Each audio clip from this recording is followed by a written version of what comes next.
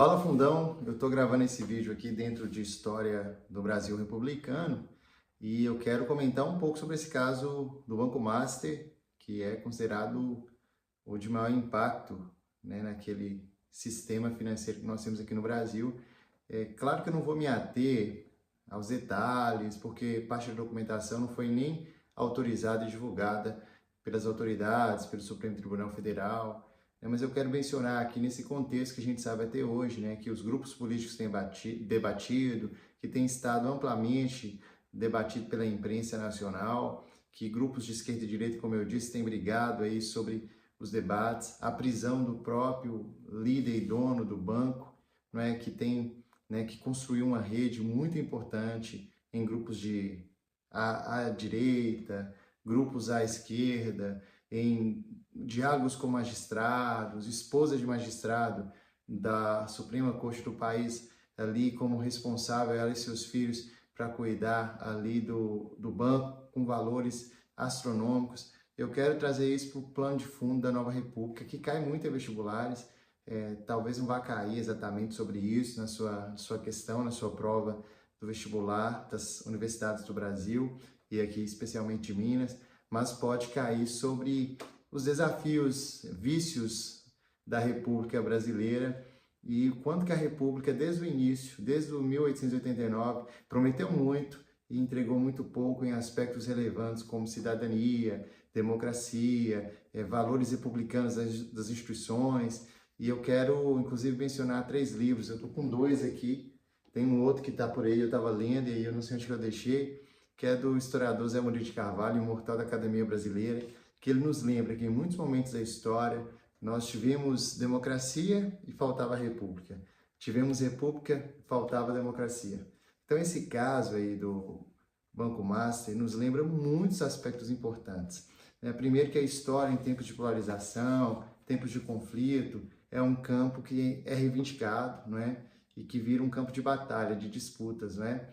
Paul Veyne, por exemplo, ele nos reflete, nos convida a lembrar do papel da escrita do historiador, que a gente precisa pensar nessa construção, não é? De fatos, de debates, e eu também quero lembrar sobre algo muito relevante, né? Aqui no Brasil, a gente vai ter uma construção, dentre vários momentos, quero lembrar de Frei Vicente Salvador, século XVII, que falava que na colônia não havia homem res público. Esse livro aqui da Heloísa Starling, da UFMG, é um livro excelente, que é Ser Republicano no Brasil Colônia, a história de uma tradição esquecida. É um livro maravilhoso, inclusive eu tive o privilégio de gravar junto com o Mac e Chico lá no Tempos, tem um episódio sobre isso, a gente gravou com a Heloísa Starling, um episódio muito bacana no contexto da pandemia, não é? E ela nos lembra sobre essa frase célebre de Frei Vicente, né, que todo historiador fala muito, inclusive em sala de aula, que é para pensar o que é ser repúblico ou res público nesse momento, né? Pensar naquilo que é bem comum, inclusive os religiosos, né? Muitos jesuítas vão dizer que por aqui é pegar tudo e levar para Portugal, ou seja, não havia uma construção, um sentimento do que é coletivo pertence ao todo, né? Não, o que é coletivo é para ser pilhado, né? Ela fala sobre Frei Vicente mesmo, e diz: se as fazendas e bens que possuem soubessem falar, diriam como os papagaios, para os quais as primeiras palavras que ensinam são papagaio real para Portugal. Mesmo os que cá nasceram não são senhores, mas usufrutuários que desfrutam e deixam a terra destruída. E aqui eu acho que é muito interessante, porque essa fala do Frei Vicente de Salvador fala muito sobre o passado, sobre o século XVII, mas nos ajuda a refletir sobre o século XXI. Eu quero também sobre algo do Padre Vieira, que é tão conhecido, né, que ele fala assim: tomar o alheio, cobiças, interesses, ganhos, conveniências particulares, perde-se o Brasil, Senhor, porque alguns ministros de Sua Majestade não vêm cá buscar o nosso bem, vem cá buscar nossos bens. Esse tomar o alheio é a origem de doença. Toma nessa terra o ministro da Justiça? Sim, toma. Toma o ministro da Fazenda? Sim, toma. Toma o ministro da República? Sim, toma. Toma o ministro da Milícia? Sim, toma. Toma o ministro do Estado? Sim, toma. Muitos transes desses tens padecido, desgraçado Brasil. muitos desfizeram para se fazerem, muitos edificam palácios com os pedaços de tuas ruínas, muitos comem o seu pão com o suor do teu rosto. Eles ricos, tu pobre, eles salvos, tu em perigo. Aqui ele manda, né, para as autoridades de Portugal, para o rei de Portugal. Claro que o contexto é outro, tá? Ele está falando no contexto da colônia, até gaguejei para ler ali. Ele está expressando um contexto que o Brasil é uma área complementar, né, para a metrópole portuguesa, mas nos leva a refletir sobre isso no nosso tempo, não é? Será que a gente não está precisando de uma reflexão de princípios republicanos, princípios éticos, né? Eu quero lembrar também que Sérgio Buarque nos lembrou sobre o homem cordial, né?